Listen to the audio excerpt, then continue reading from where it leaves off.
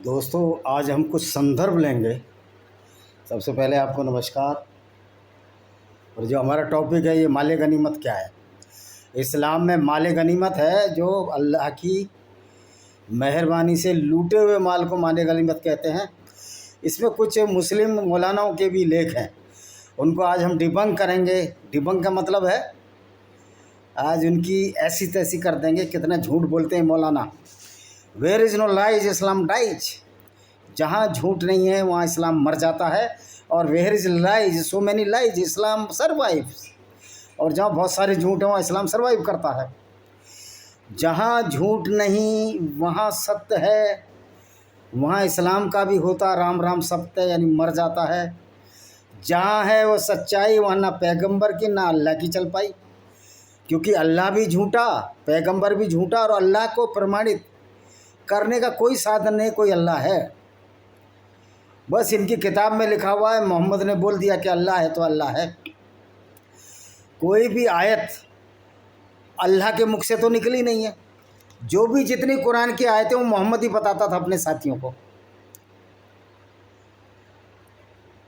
आप हदीसों में भी पढ़ लें तो बताता था अबू हुरैरा ने बताया कि रसूलुल्लाह मैसेंजर ऑफ अल्लाह यानी मोहम्मद ने ये बताया कि वो लड़ाई में गए। तो यानी कि हर जगह सिर्फ मोहम्मद की गवाही है, यानी मोहम्मद ही बता रहा है मैं पैगंबर हूँ, मोहम्मद ही बता रहा है वो अल्लाह है।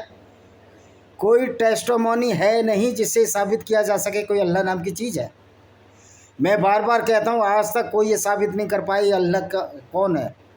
ये हाइपोथेटिकेटेड है। मोहम्मद ही बता रहा है कि मेरे को जिब्राइल फरिश्ता आया, अल्लाह का मैसेज आया। ये अल्लाह शब्द का इस्तेमाल मोहम्मद ने अपने फ़ायदे के लिए किया। तो आज जो हमारा विषय है वो ये है कि इस्लाम में अब बताइए, जो पैगंबर लूट का कमीशन खाता हो उसको आप पैगंबर कहेंगे? आइए कुछ हदीसें में, हालांकि मैंने इस पर एक चैप्टर बना रखा है, लेकिन कुछ जो मौलाना लिखते हैं कि वो बड़ा ही ईमानदारी का माल था जिसको आपस में बांट देते थे। युद्ध में अगर ये पैगंबर था, अगर युद्ध जीत भी जाता था तो ये औरतों को क्यों लेता था, उनसे शादियां क्यों करता था? 11 इसने बीबियां बनाई और रखेलों की संख्या तो अनगिनत थी। दासियां भी खरीदता था, औरतों को गिफ्ट में भी लेता था। ये पैगंबर के काम है। फिर कहते हैं पैगंबर बड़ा रहीम है, क्योंकि इनकी किताब में लिखा हुआ है कि पैगंबर रहीम है। और वो लिखा भी किसने? मोहम्मद ने खुद लिखा है। मोहम्मद ने इनको अल्लाह बताया, मोहम्मद ने ये जिब्राइल बताया।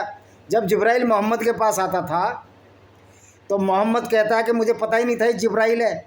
उसकी पत्नी खदीजा, जो कि एक ईसाई औरत थी, खदीजा बिन्त खुवैलिद, उसने मोहम्मद को, क्योंकि वो भी विधवा हो चुकी थी 2 बार और मोहम्मद की शादी नहीं हुई थी, वो नहीं चाहती थी कि मोहम्मद तीसरी बार आघात लगे मानसिक और विधवा हो जाए। तो इसका जो चचेरा भाई था वर्का बिन नोबिल, खदीजा का, जो मोहम्मद का साला था, जो ईसाई था, उसने बताया हाँ वो जिब्राइल फरिश्ता था। और जो मोहम्मद की मानसिक बीमारी थी इस आड़ में ढक लिया कि मोहम्मद की एक दबी छिपी भावना थी। जब मोहम्मद बचपन में यहूदियों के और ईसाइयों के उत्सवों में शामिल होता था, सोचता था मैं भी एक दिन पैगंबर बनूंगा, तो उनके झूठ पर आधारित इसने एक इस्लाम बनाया। लेकिन खदीजा मोहम्मद को इसी तरह घुमाती रही। एक्चुअल में देखा जाए तो इस्लाम खदीजा और वर्का बिन नोबिल का चलाया हुआ है। जब वर्का बिन नोबिल मर गया तो मोहम्मद को एक भी आयत नहीं उतरी, बहुत दिनों तक आयत ही नहीं आई, और उसके बाद तो ये आयत आनी ही बंद हो गई।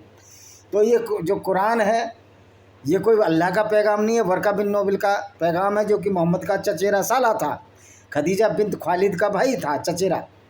तो आइए देखते हैं कि कैसा पैगंबर था जो लूटता भी था। मैंने कल ही बताया था कि मोहम्मद ने बनु कुरैजा की औरतों को लूटा, उनको बाज़ारों में बेचा और उसके बदले घोड़े हथियार खरीदे। और बनु कुरैजा एक ऐसा कस्बा था, कस्बा नहीं, वो क्या बोलते हैं इसको, ट्राइब को हिंदी में क्या बोलते हैं, कुनबा, ट्राइब, कबीला।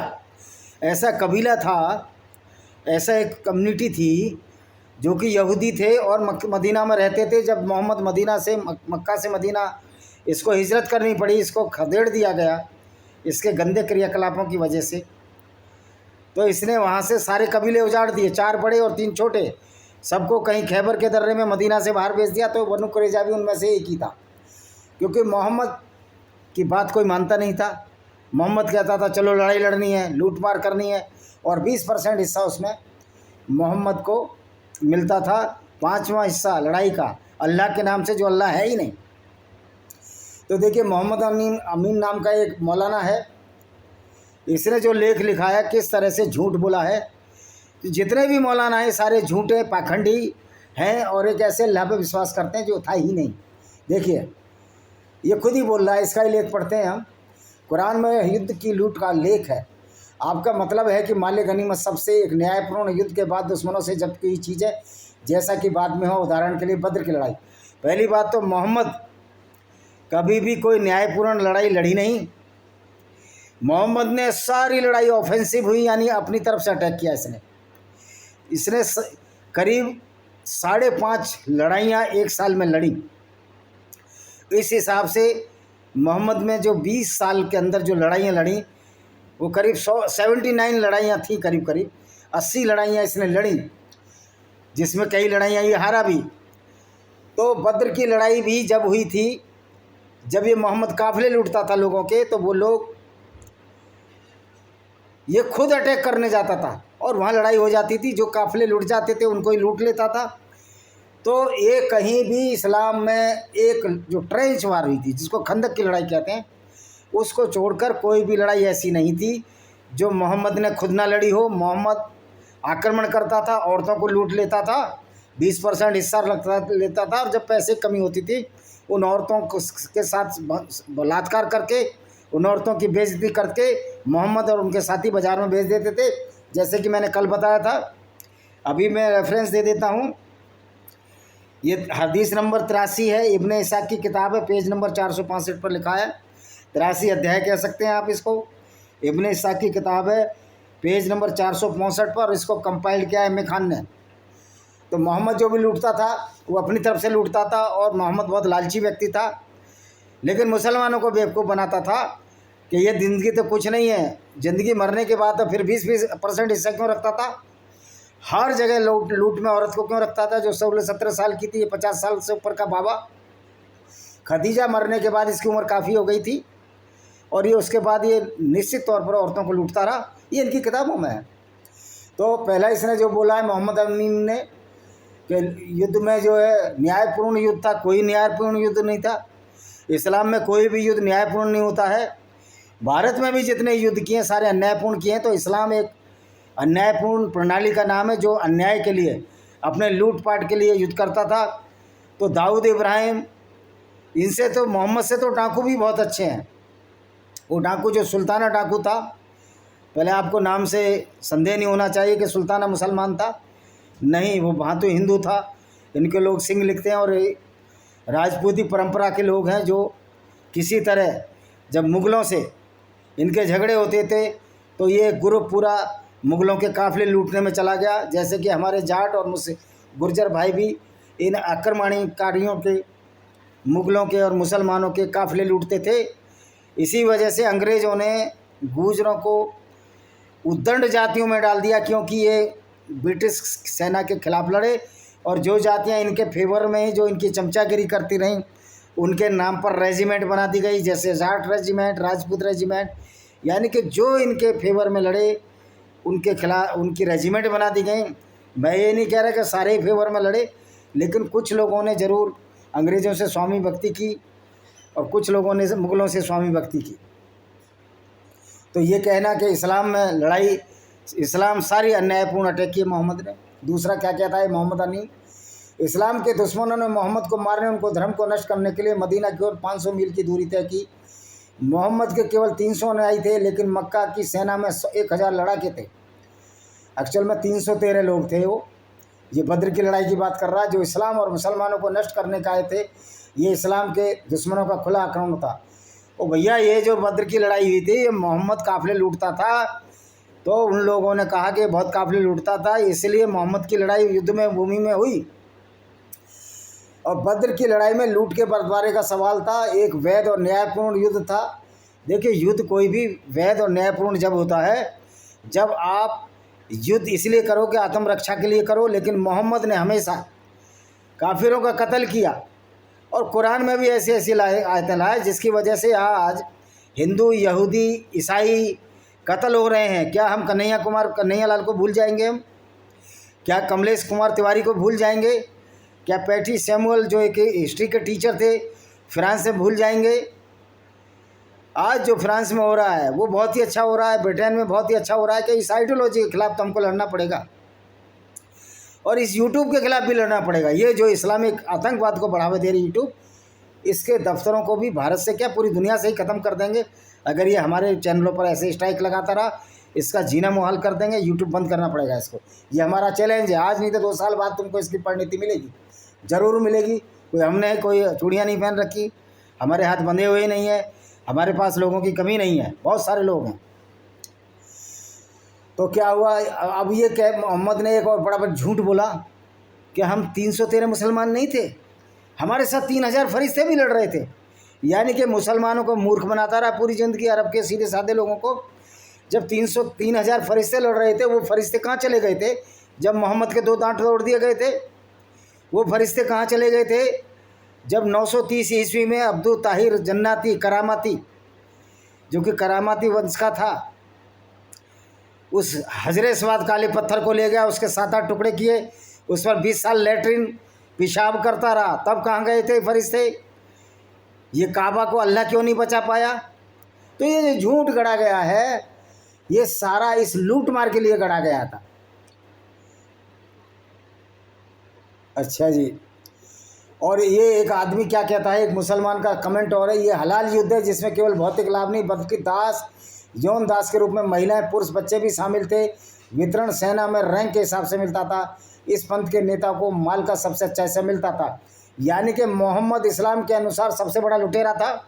मोहम्मद का लूट में सबसे बड़ा हिस्सा था जो लूटा जाता था। अब समझ सकते हो कि ये मोहम्मद लुटेरों का ये सरदार था। This was the leader of the robbers, leader of the killers, leader of the rapist. इसलिए इस्लाम में गैर मुस्लिम औरत के साथ अगर उसको आप युद्ध में जीत लें, भले ही गैर मुस्लिम का पति जीवित है, लेकिन ऑटोमेटिकली उस पति की शादी टूट जाएगी उससे, क्योंकि अब मुसलमान के अंडर में आ गई है और उसकी बिना इच्छा के उसके साथ इंटरकोर्स या यौन बलात्कार किया जा सकता था। बिना इच्छा के जो रेप होता है वो रेप ही होता है। तो इस्लाम गैर मुस्लिम औरतों के साथ बलात्कार की इजाज़त देता है कि जो राइट हैंड पजेसिस है, जो युद्ध में जीती गई हैं। अब ये एहसन अलैंगुज और कह रहा है जो मिस्र में रहता है, वो क्या बोलता है? यदि किसी ने सवाल किया, यदि कुरान एक मुस्लिम पुरुष को 4 रखने की इजाज़त देता, पैगंबर मोहम्मद ने 4 से अधिक पत्नियां क्यों से रखी? क्यों? तो लुटेरे का सरदार था। आप दाऊद इब्राहिम को बोल सकते हो कि वो क्या कर रहा है, छोटा सगील भी नहीं बोल सकता। तो मोहम्मद तो दाऊद इब्राहिम जैसा ही व्यक्ति था ना। तो ये क्या जवाब दे रहे हैं? फिर इनका जवाब, फिर इनको हम डिबंक करेंगे, इनकी तार इनकी धज्जियाँ उड़ाएंगे। डिबंक का मतलब है एक्चुअल में इसका बड़ा रैशनल मीनिंग है, लिटरली मीनिंग है कि उसकी धज्जियाँ उड़ा देना किसी बात की तर्क के साथ। लड़ाई झगड़े का मतलब नहीं है ये, वैज्ञानिक तर्कपूर्ण तथ्यों के साथ। कुछ लोगों में, अब ये क्या बोल रहा है, कुछ लोगों ने पैगंबर पर अति कामुक होने का झूठा आरोप लगाया है क्योंकि उनकी 11 पत्नियां। यदि पैगंबर साहब के जीवन इतिहास को पढ़े तो आप पाएंगे उनकी केवल 2 शादियां सामान्य थी, एक खदीजा और दूसरी आयशा से। उनकी अपनी शादियां आवश्यकता के अनुसार की गई थी, विभिन्न विचारों पर आधारित थी। और भैया खदीजा ने तो खुद शादी की मोहम्मद से।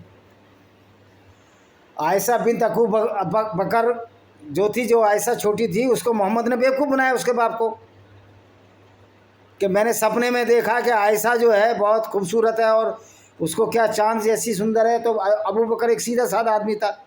और इसने जो हफ्सा से शादी की उसमें भी मोहम्मद की कोई ज़रूरत नहीं थी। हफ्सा दूसरे पैगंबर उमर की थी, तो ज़रूरत तो कोई थी नहीं। इसको क्या ज़रूरत थी 51 साल के बाबे को? और ये एक भी बच्चा पैदा नहीं कर पाया खदीजा के सिवाय, जो इसकी पहली पत्नी थी, जिससे आमीना इसकी बेटी फातिमा हुई, और अन्य बच्चे भी हुए जो सारे मर गए।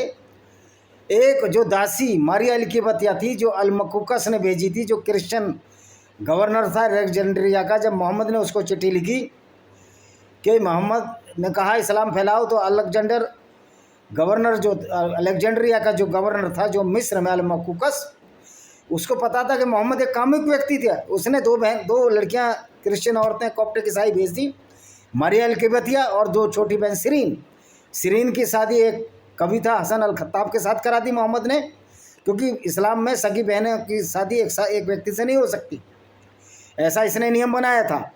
क्योंकि इसकी जो लड़कियां थीं, अगर ये नियम होता तो अली जो इसका दामाद था और चचेरा भाई भी था, इसकी और लड़कियों से भी शादी कर लेता, और मोहम्मद ये नहीं चाहता था कि उसकी लड़कियां दुखी रहें। तो सारे इसने अपना बहुत स्वार्थी व्यक्ति था।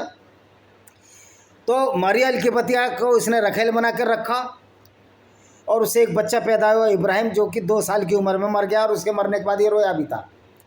तो ये कहना वो कामुक नहीं था। अगर मोहम्मद कामुक नहीं था तो जो सफ़िया बिन्त हुइया थी, जो 17-18 साल की थी, जिसकी अभी नई शादी हुई थी 1-2 दिन पहले, किनाना अल रबी नाम के एक यहूदी से, मोहम्मद ने किनाना अल रबी को मारा, जिसको खजाने की चाबी नहीं दे रहा था, खजांची था। और सफ़िया बिन्त हुइया जो दूसरे केस से आई थी, दिया अल कल्बी नाम के मुसलमान केस से आई थी, किसी ने मोहम्मद को कहा कि सफ़िया बहुत सुंदर है, और ये जब 53-54 साल का बाबा था ये, तो ये कामुकवश कामांध होकर इसने उस मुसलमान दिया अल कल्बी को बुलाया और कह रहा सफ़िया को छोड़ दो, उसके बदले कुछ भी ले लो। इसने 2 गुलाम भी दिए, औरतें भी दी। तो ये सिद्ध करता है कि मोहम्मद एक कामुक व्यक्ति था। ये जितने भी मौलाना है मोहम्मद के बारे में झूठ बोलते हैं। अब ये क्या कहता है, इसी को मैं डिबंक करूँगा।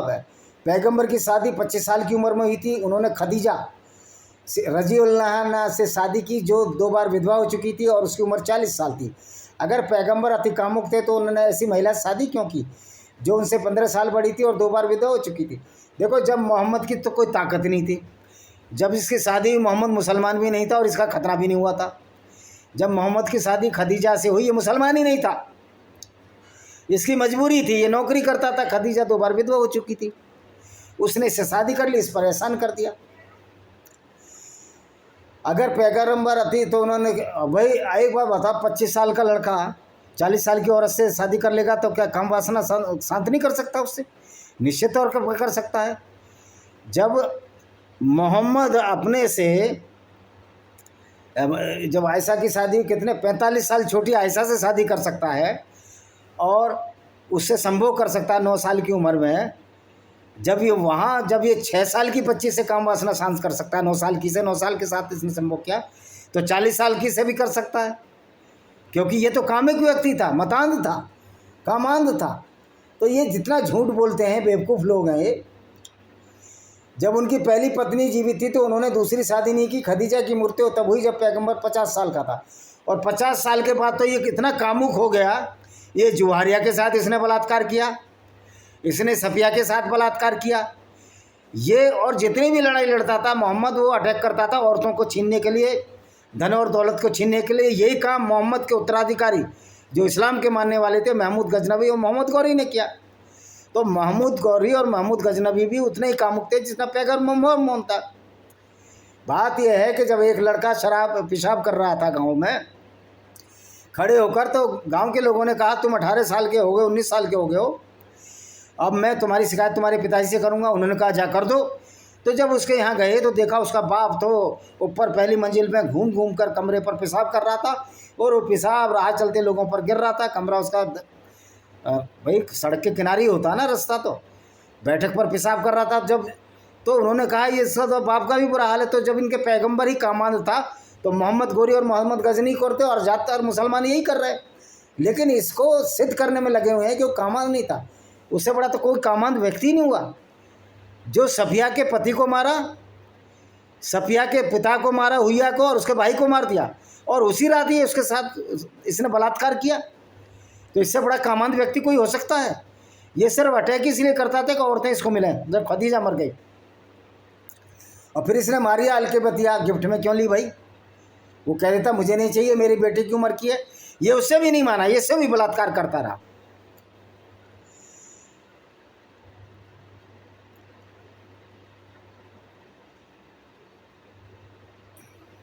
और अब ये कहता है ज़्यादातर शादियाँ राजनीतिक लाभ और इस्लाम के प्रचार के लिए थी। तो इस्लाम का प्रचार क्या है? इस्लाम का प्रचार एक गुंडागर्दी को बढ़ावा देना।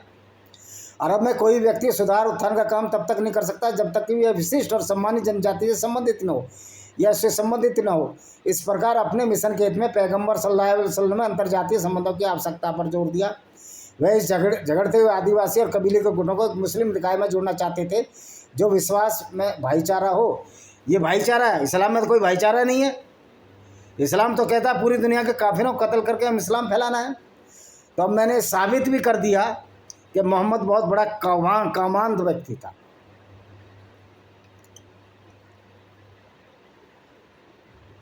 एक इसकी पत्नी थी मैमूना, नजद के बहुत शक्तिशाली विद्रोही कबीले से थी। उस समय कबीले के मुखिया की पत्नी की बहन थी। यह कबीला था जिसने इस्लामी मिशनरी प्रतिमंडल के 70 सदस्यों को बेरहमी से हत्या कर दी। पैगंबर ने मैमूना शादी को भाई हत्या नहीं कर दी, अटैक करता था मोहम्मद। ये खुद हत्यारे थे, दूसरों का हत्या वाले बता रहे हैं। तो जितने मुसलमान हैं ये इतना झूठ बोलते हैं। अब सफिया जो एक दूसरी सफिया थी, तो मोहम्मद ने जितनी भी शादी की अपनी काम वासना की पूर्ति के लिए की। और मोहम्मद इतना काम वासना वाला था, ये कहता है इसने अपनी चचेरी बहन जैनब से भी शादी की। और क्यों शादी की कि इसने एक दत्तक पुत्र था ज़ायद बिन हारिथ, अपने बेटे के तौर पर गोद ले लिया था इसने। और जब ये मोहम्मद एक दिन गया उसके घर, अपनी पुत्रवधू तो हुई ना, जब ज़ायद बिन हारिथ गोद ले दिया, तो जो जैनब थी, जो इसकी चचेरी भी बहन थी मोहम्मद की, उसको इसने अर्धनग्न अवस्था में देख लिया और ये वहाँ काम वासना वसीभूत हो गया। और फिर इसने कुरान में एक आयत उतार दी कि अल्लाह चाहता है दिलों के हाल बदल देता है, कि यानी कि अब मैं आपको पुत्रवधू नहीं मानूंगा। और बाद में ये बोल दिया कि जब इनकी थूथू हुई, जब इसने अपनी पुत्रवधू शादी की, तो इसने बोला कि जो दत्तक पुत्र है वो पुत्र ही नहीं है। तो ये सिद्ध कर रहे कि मोहम्मद एक कामांध और काम वासना का व्यक्ति था। इनके लिखने और पढ़ने से कुछ नहीं होता। पूरा इतिहास जानता है कि मोहम्मद औरतों को लूटता था, बाजार में बेचता था, उनके साथ गलत काम भी करता था। तो ये ज़ैनब, तो ये जो मैं बता रहा हूँ ये सिद्ध करता है कि मोहम्मद एक कामांध व्यक्ति था और वो स्त्रियों की लूट करता था। और 20वां हिस्सा पैगंबर का लूट में होता था। नहीं कि मोहम्मद सबसे बड़ा लुटेरों का सरदार था। सबसे ज़्यादा हिस्सा कौन रखेगा? जो लुटेरों का सरदार होगा। तो मोहम्मद को लूट में 20% हिस्सा चाहिए था। तो ये मोहम्मद ना ये सिद्ध कर पाया कि मैं पैगंबर हूँ, क्योंकि पैगंबर के काम इतने घिनौने नहीं हो सकते। तो जो पैगंबर के काम है वो सर्वकालिक रूप से निंदित हैं। उसके चरित्र को दिखाते हैं वो कितना बद चलन था, दुष्चरित्र था। आज इस्लाम का कोई व्यक्ति प्रॉपर वही व्यक्ति मोहम्मद को बचाने की कोशिश करेगा जो खुद दुष्चरित्र हो, जो लूट मार में विश्वास करता रहा हो, जो मानवता में विश्वास नहीं करता रहा हो। आज जितने भी मौलाना ये मोहम्मद की मदरसे हैं, जो मोहम्मद की सच्चाइयों को छिपाने की कोशिश मौलाना टीवी चैनलों पर ज़रूर करते हैं, लेकिन मदरसों में वही पढ़ाते हैं कि इंशाअल्लाह एक दिन। ओ भाई, अल्लाह है ही नहीं, ना जन्नत है ना जहन्नुम है। तुम नकली अल्लाह के पीछे पड़े हो, काल्पनिक अल्लाह के पीछे पड़े हो, और उसके बाद लोगों को ब्रेन वॉश कर रहे हो। तो आप समझते होंगे कि इस्लाम कितना झूठ पर टिका हुआ है। और पैगंबर एक महान लुटेरा था। ये चंगेज़ खान और हिटलर से कम नहीं था। चंगेज़ खान भी बेचारा, उसकी कोई आइडियोलॉजी तो नहीं चलाई चंगेज़ खान ने, कि चंगेज़ खान ने कोई ऐसी आइडियोलॉजी चलाई हो जो हमेशा लूट रहती हो। लेकिन मोहम्मद ने तो एक इस्लाम जो झूठे अल्लाह के नाम पर चलाई, एक ऐसी आइडियोलॉजी चलाई जो आज तक लोगों को लूट रही है, कत्ल कर रही है, उनके साथ बलात्कार हो रहे हैं। आप देख लीजिए जहाँ भी जाइए आज, इसलिए पाकिस्तानियों को भगाया जा रहा है। और my appeal to all the western countries, please drag out all these Muslims who are following the real Islam. They are the followers of the robber and the killer and the rapist prophet who was known as the Muhammad bin Rasulullah sallallahu alaihi wasallam. So my dear people which are non-Muslims or ex-Muslim or the atheist or the gentle people, please know the reality of the Islam. Islam is a very, very against the non-Muslims, and is the group of the rapist of the non-Muslim women since inception of Islam. तो आप समझ गए होंगे इस्लाम की ideology क्या है। लूट के माल में 20वां हिस्सा पैगंबर को चाहिए होता था। तो ये कैसा पैगंबर था जो लूट का भी हिस्सा रखता था? इसी के साथ इसको हम वीडियो को विराम देते हैं। वंदे मातरम। जय हिंद। आपका दिन शुभ हो।